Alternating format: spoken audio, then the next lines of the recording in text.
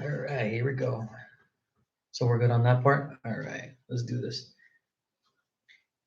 Hey everybody, how's everybody doing? Hopefully everybody had a good time on the first video. Hopefully we never have to have another discussion like that again. We hope, but let's start off with this video on the right foot. I want to thank those essential workers who are, doing their thing right now, the at the hospitals, nurses, doctors, scientists, trying to find a cure for this thing, because they're the ones that have to, play with this, have to fight this through. And, you know, I'm wishing them all the best. My thoughts and prayers are with them. As always, wash your hands before every meal and after every meal. Always, have some hand sanitizer with you. If you got a cough on your elbow. And for the people that are quarantined right now, hopefully you guys are taking care of your mind, taking care of your body. You guys are doing enjoying your time with your loved ones, with your kids, whatever it may be, and just trying to, stay positive about all this, because I know it's a different time and we can all just, go through it again. And hopefully we can get through this. If we can get through a lot of things, we can definitely get through this. And as long as we all work as a team, hopefully hopefully this gets cleared up soon and we can all go back to normal lives, which is what I hope happens here pretty soon. And yes, I got a reminder. It is Friday. We finally made it.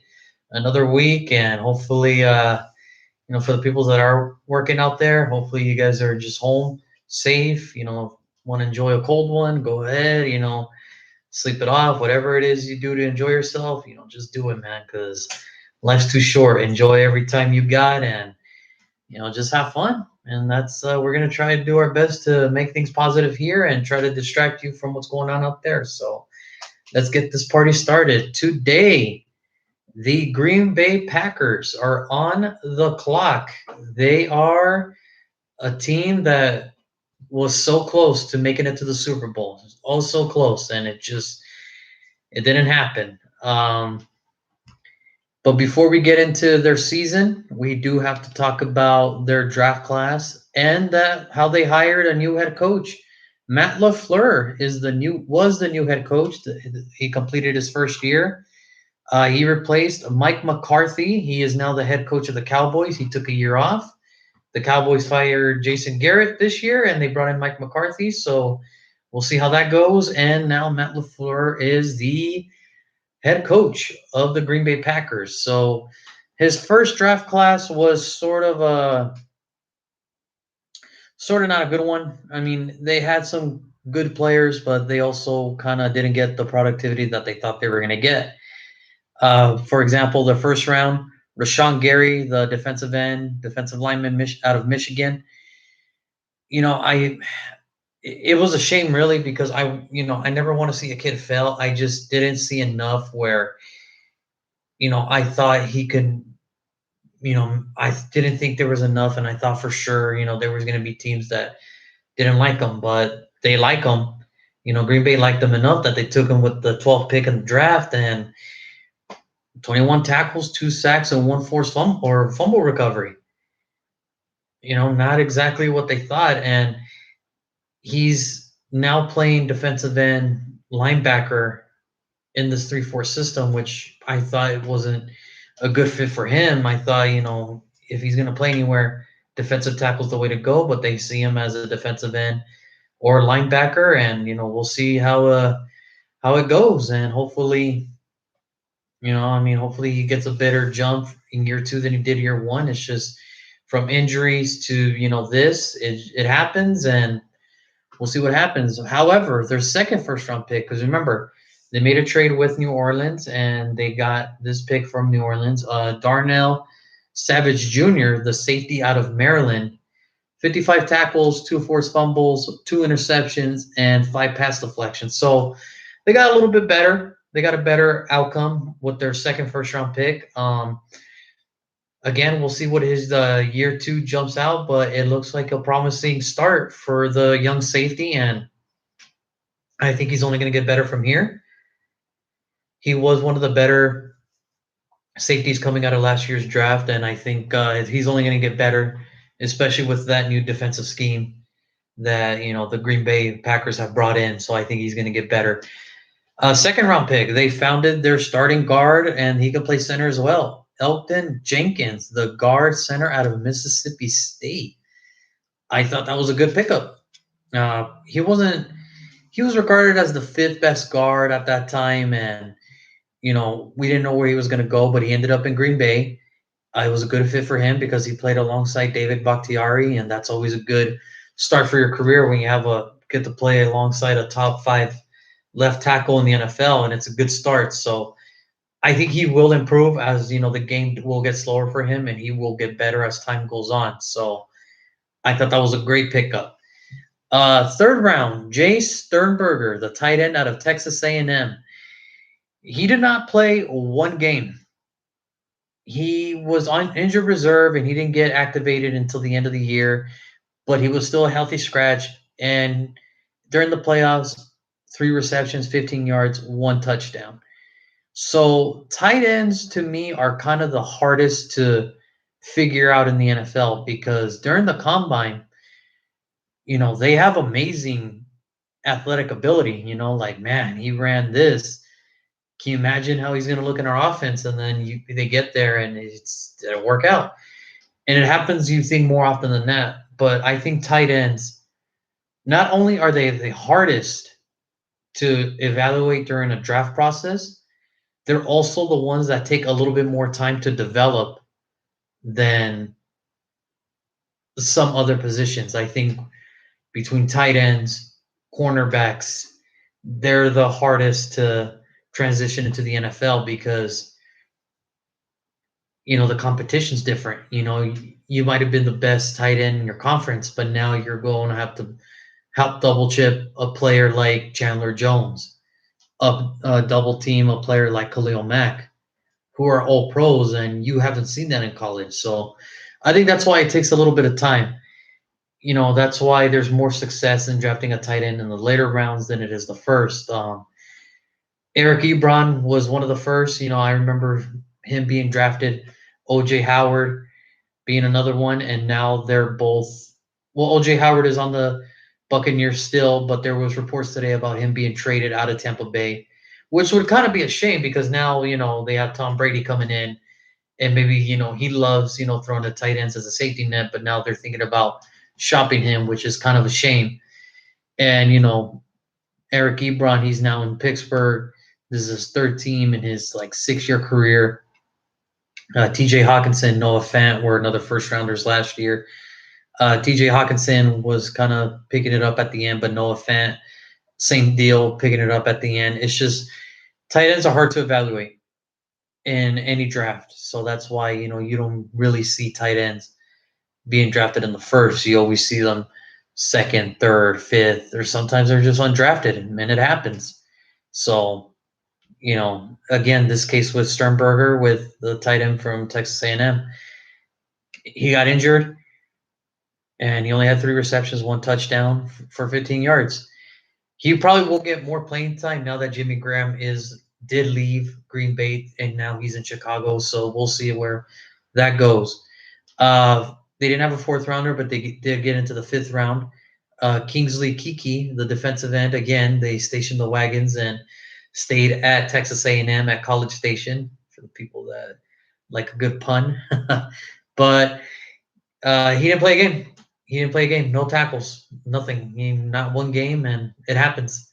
Healthy scratch. There's just no room for him. So, sixth round, Kadar Hallman from cornerback out of Toledo. He only played 4 games, but no stats. He was just on special teams, and that was rare. Only 4 games, so that was kind of it. Dexter Williams, running back out of Notre Dame. Again, only 4 games, 11 yards on 5 attempts. So that was kind of the end of his deal. And then Ty Summers, linebackers, was on the roster all year, was active all 16 games, but only made 4 tackles. So Green Bay is still kind of the feeling around Green Bay was, even though they did finish 13-3, it kind of felt like they underachieved only due to the fact that they looked like one of the favorites to play in the Super Bowl this year. It just didn't happen with the free agency class that they brought in last year. So it happens. So they go 13-3. They swept the division, which is impressive because with teams like Minnesota and Chicago who had like Minnesota was getting back and they were looking good. They swept them. Chicago was a Super Bowl favorite. It just didn't work out that way from this year. But Detroit was Detroit. They handled them pretty well, and they had some good wins. They won. They swept the division, and their significant one was they beat the Chiefs. They beat the Chiefs, and that was a pretty good significant win at 13-3. But however, their losses were, to the Eagles and the Chargers and the 49ers, who they lost to twice. But they finished 13-3. That was the second seed because San Francisco had the number one seed. They swept the division. Seattle comes to their house. They beat them 28-23. Or I'm sorry, yeah, they beat the Seahawks 28-23. Then, the following week, they play in the championship game, the conference championship game against the 49ers. And the score said 37-20. But anybody that was really watching that game knew that that game was over by halftime. I think my girlfriend at one point said, we were at my brother's house, we were watching that point, and she said, "Can we go home?" Because it looked like Green Bay was just left for dead. Even though they only lost by 17, it felt like they lost by a lot more. It was just that bad. They had no way to stop the running game, and that was kind of the whole story. It's just they ran all over Green Bay, and that was it. So season was over. It was a shame. They were one win away, but for whatever reason, they went to San Francisco twice at Santa Clara, and they got handled there twice. So I don't know what it was. I don't know if they just never got adjusted to Pacific time. We don't know, but that was the end of their season. So moving on, free agency happens. They didn't have a big free agency class like they did last year when they brought in the Smith brothers, the linebackers, but they still had a good haul, and it was actually a very significant haul. The first one, which was significant, Christian Kirksey, the linebacker from the Browns. Blake Martinez is gone. Now Christian Kirksey comes in as a new middle linebacker. Brian Bulaga leaves for the Chargers, but they bring in Ricky Wagner from Detroit. A lot of people don't remember this. Ricky Wagner was one of the better right tackles, and he left, signed with Detroit, and just didn't pan out. It didn't pan out, and that happened. They signed Devin Funches, who could be a solid two. He had a down year last year, but before this injury, when he was in Carolina, he looked like a solid number two. And, he leaves the Colts after 1 year. Now he comes to Green Bay, who I think could be a solid number two for Aaron Rodgers. I think Aaron Rodgers loved that signing more than anybody. Mercedes Lewis comes back, re-signed because they decided to go with him over Jimmy Graham. So that was the end of the Jimmy Graham experience after 2 years. Mercedes Lewis comes back. He's going to be 36, though, so we don't know what the extent of his playing time will be. That's why Jay Sternberger will have a bigger role this year offensively than he did last year if he can stay healthy. So, other than that, I mean, when you look at the depth of the Green Bay Packers, they look like a team who should win the Super Bowl. They have everything they need. They have the offense, they have the defense, and they have the special teams unit who's pretty good. Now, Mason Crosby's coming to the point of his career where he's getting a little bit older, so we don't know how much time he has left. And they have a really good punter, a really good long snapper. This team is stacked. They are stacked and they are balanced. They should be a favorite to play in next year's Super Bowl just by looking at the names on this roster alone. Aaron Rodgers, Aaron Jones, Devontae Adams, David Bakhtiari, Elgton Jenkins, Ricky Wagner, you know, Preston Smith, Darnell Savage, the corners, Kevin King, and that corner from Louisville. You know, they have a solid team. It's just, I don't know what it is. They need to get over this hump of not beating themselves. They're just too talented of a team because their window is closing. Aaron Rodgers isn't getting any younger. They're an Aaron Rodgers injury away from, seeing their window close even faster. The whole offensive line are still young. The running back is young. The wide receivers are young. Everybody on that team is young. They just need to get over that hump. Whatever that hump is, they need to get over it because this is a team that's just too talented, in my opinion, to always come up short every year. And I think if everything works out for them, because remember, in football, it's a little bit of luck too. I think if they get a few calls thrown their way, a couple lucky plays their way, and the injury bug finally stays away from Green Bay, I think this is a team that could possibly play in next year's Super Bowl. They're just too talented of a roster not to make it to the Super Bowl. So, with all that being said, and with all the stuff going on with Green Bay, their draft classes from last year was up and down. Matt Lefeur is now going to head into his second year as a head coach. The free agency class was still a good haul. Now it's just time for them to decide what they're going to do with their pick, and they could go various ways.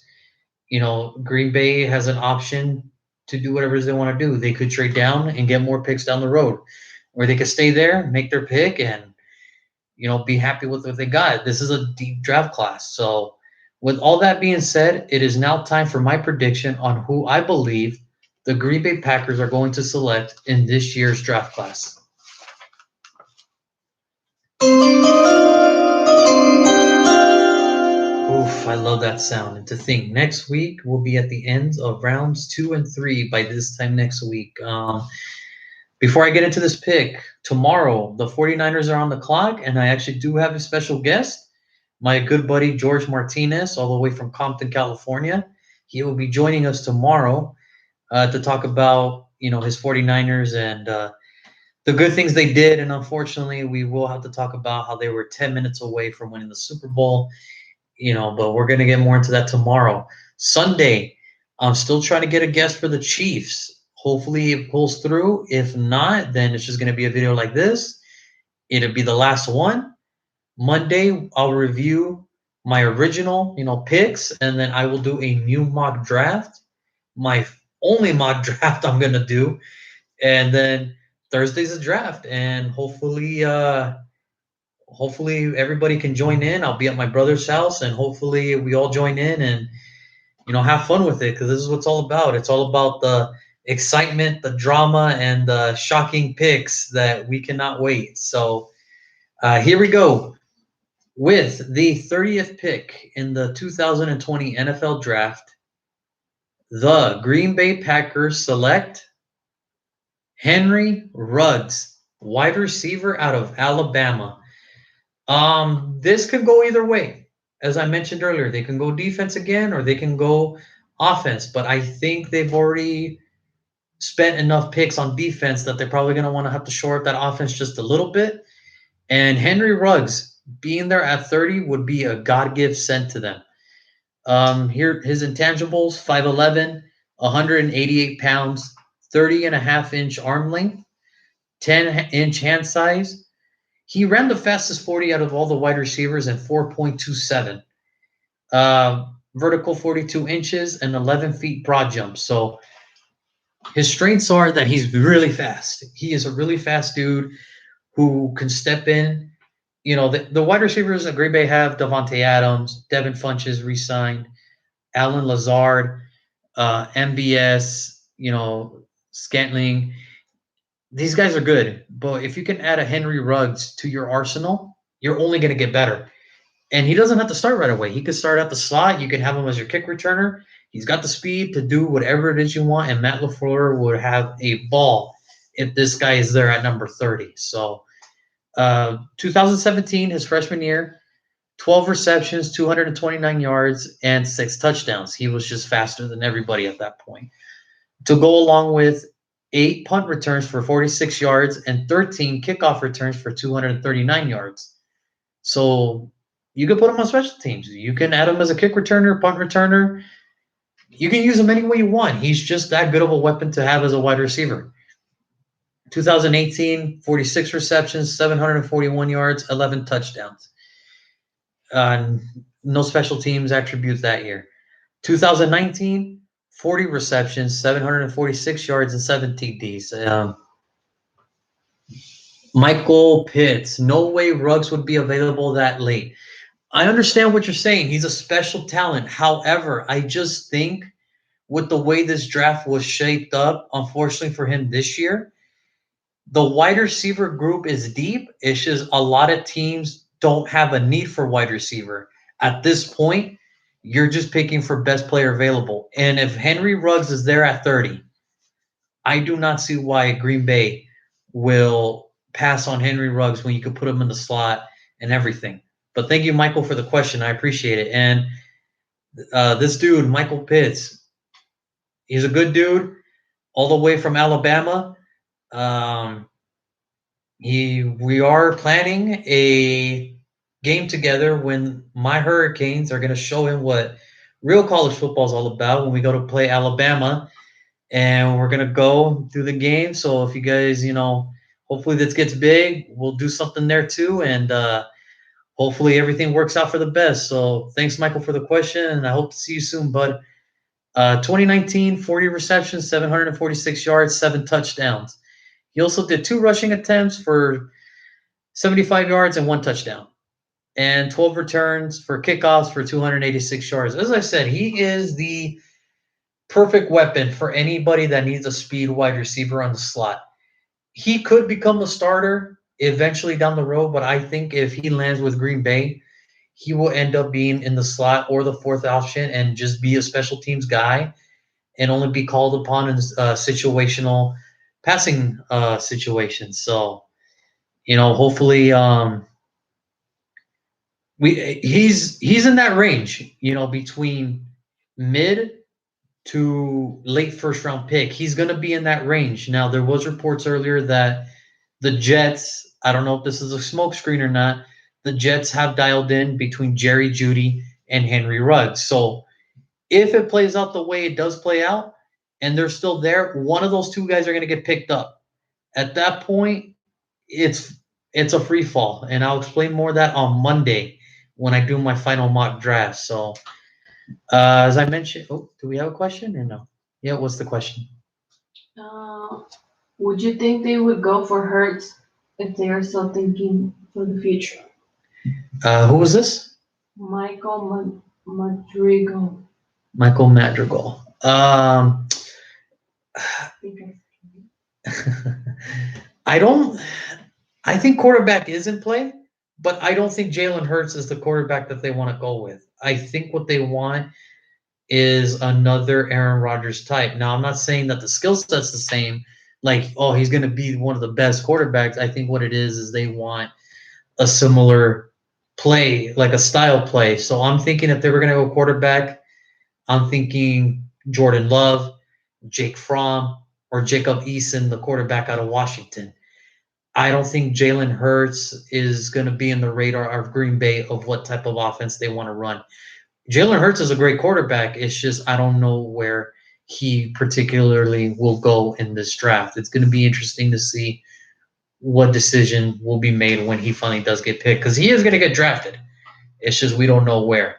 So, but I think if they're going to go quarterback, they're going to either go with a traditional pocket who has some mobility to get out of trouble when it's there. So, as I mentioned, Henry Ruggs at Green Bay would be a gift, and Aaron Rodgers would love that more than anything in the world.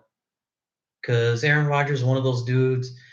The more good receivers you give him, the better he's going to be. And it's a scary thought to have Devontae Adams, Devin Funches, and Harry Ruggs as your three wide receivers. It'll be pretty good. And I think Green Bay at that point would have to be the favorite to not only come out of that division, but to win the Super Bowl. And that's just my opinion. But I want to thank you guys for tuning in for the doubleheader.